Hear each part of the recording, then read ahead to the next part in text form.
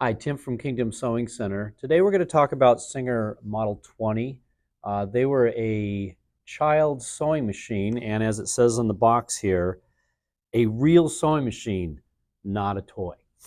So today we're going to talk about the series of how they made them throughout the era there. So in 1910, they created the first Singer Sewhandy, and we're going to turn it to the side here because this is the telltale sign here. This is what they call the four spoke. This is an ironed frame, and it had a little presser foot lever and a hand crank where you would sew, and this was called the chain stitch, so it's just using the top thread. There is no bobbin thread here. When this would be for a child, when they would sew, this would be clamped to the table so they could turn it and run a doll dress through. So some unique features here, there is no tension on this. It just goes through a little pressure point there and then threads. You had to open up the instruction book and figure out how to thread it there.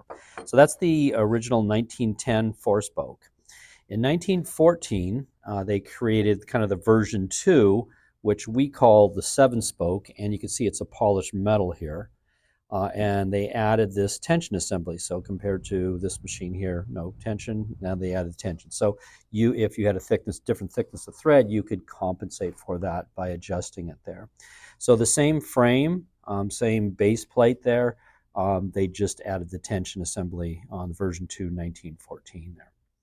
In 1926, they created kind of the version 3, and you can see now they painted this so it's not all chrome like the version 2.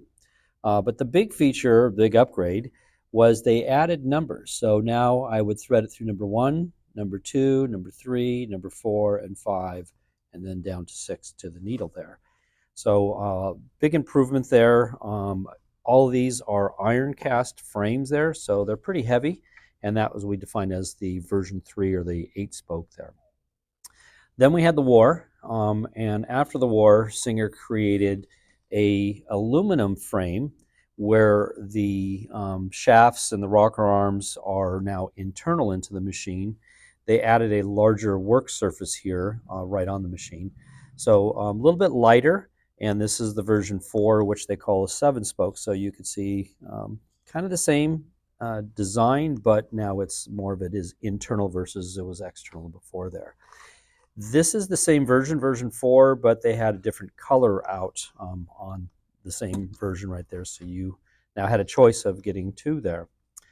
The last version, version 5, you could see is basically the same, but now we're kind of starting to lose the chrome plate here. Still have the large work surface, but they kind of probably trying to conserve money, make money in producing something that doesn't have chrome there. So this is version 5, and kind of the difference, that telltale sign, is you can see the hand wheel is now solid versus we had the spokes there before there.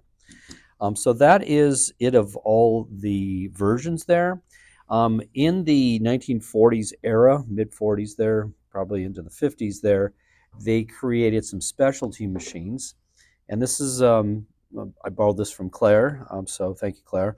This is what's called the Centennial, so this is the 100th anniversary model of the Singer Sewhandy 20, and chrome there. And then this is a rare version of it. It's a blue, painted blue.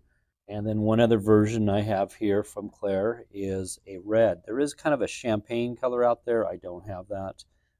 But that is the Singer Model 20 series from start to finish there. So started back in 1910 and went all the way into the 50s.